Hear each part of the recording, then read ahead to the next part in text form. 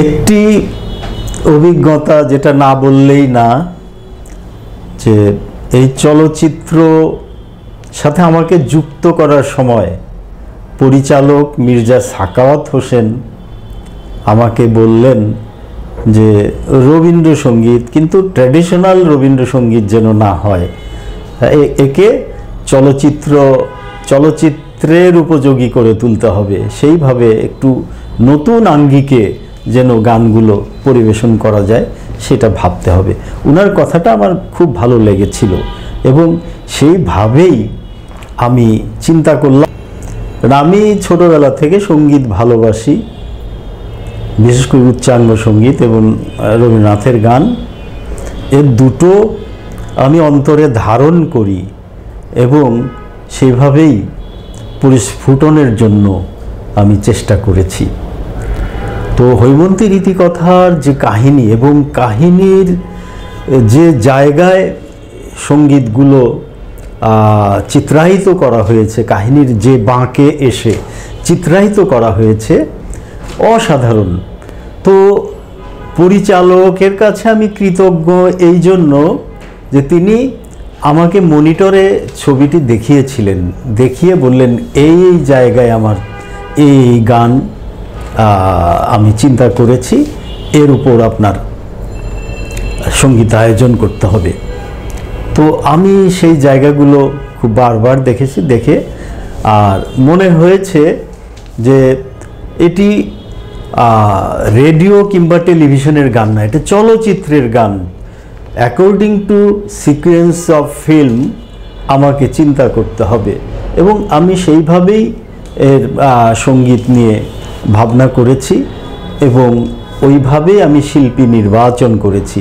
আমি এখানে একটি অভিজ্ঞতার কথা বলি যে প্রথমে একটি গান রেকর্ড করার সময় শিডিউল পাওয়া গেছে, কিন্তু আমার মিউজিক সম্পর্কে চিন্তা ভাবনা তখনও আমি কি করব এই সিদ্ধান্তে আসতে পারছিলাম না।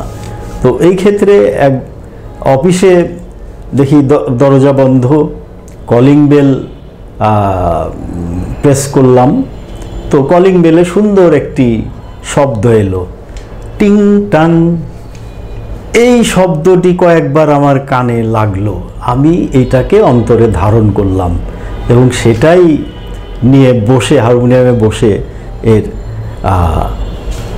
প্রিলিউডটা করে ফেললাম এবং ওইটাকে বেস করে এবং তারপরে অন্যান্য যন্ত্রগুলো ব্যবহার কিভাবে হবে সেটা ঠিক করে ফেললাম এবং আমি সফলভাবেই প্রয়োগ করলাম, যেটা চলচ্চিত্রের সেই জায়গায় দেখলাম অত্যন্ত সামঞ্জস্যপূর্ণ।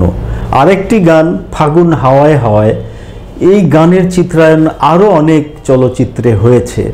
আমাকে ভাবতে হয়েছে সেইখান থেকে আমাকে একটু ব্যতিক্রম করতে হবে, আমি ফিল্মের জন্যে সঙ্গীত বানাচ্ছি, তো সুতরাং আমার ভাবনাটা ওই রকমই হবে।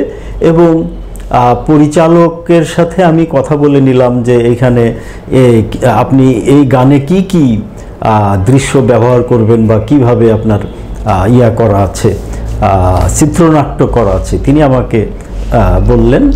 তা আমি ঠিক ওইভাবেই আয়োজনটা সম্পন্ন করলাম এবং সেটাও দেখি যে চলচ্চিত্রের একদম প্রথম থেকে শেষ পর্যন্ত যেভাবে চলে এসেছে, কোথাও ছন্দপতন হয়নি, একই ছন্দে চলে যেতে পেরেছি। এটা সব কিছুই রবীন্দ্রনাথের গানটাই তো একটা কাহিনী এবং এই গানটা মনোযোগ দিয়ে শুনলে, গানটা অন্তরে ধারণ করতে পারলে অটোমেটিক্যালি আপনার অর্কেস্ট্রেশন সামনে ভেসে ওঠে এবং সেইভাবে অর্কেস্ট্রেশন আপনার নির্মাণ করা যায়।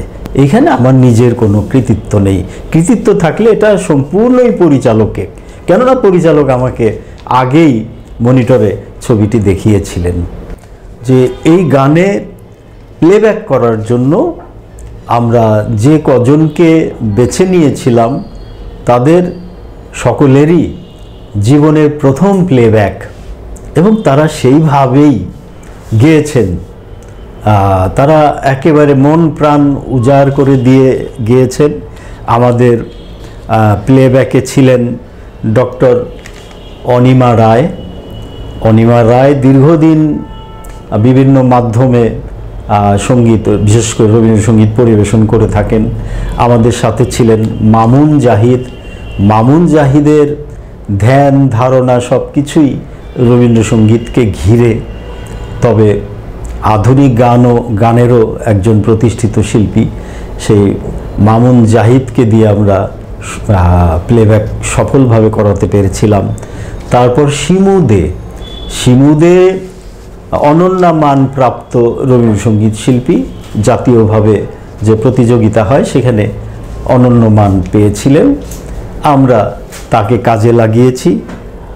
আর একজন উদীয়মান প্রতিভা জয়ন্ত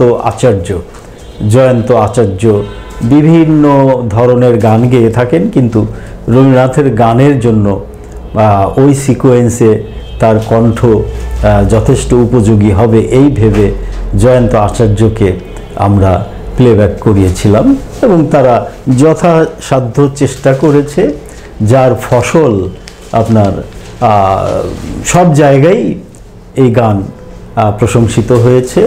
এবং হৈমন্তী রীতিকথায় যে সঙ্গীত পরিচালনার বিষয়টি, এটা উজ্জ্বলতায় এসেছে। আর একজন আছেন রেকর্ডিস্ট কাজী জামাল, তিনি অভিজ্ঞ মানুষ। কাজী জামালও যথেষ্ট চেষ্টা করেছেন যেন এই গানগুলো ভালো হয়। তো তাকেও আমার বক্তব্যের মধ্য দিয়ে কৃতজ্ঞতা ভরে স্মরণ করছি।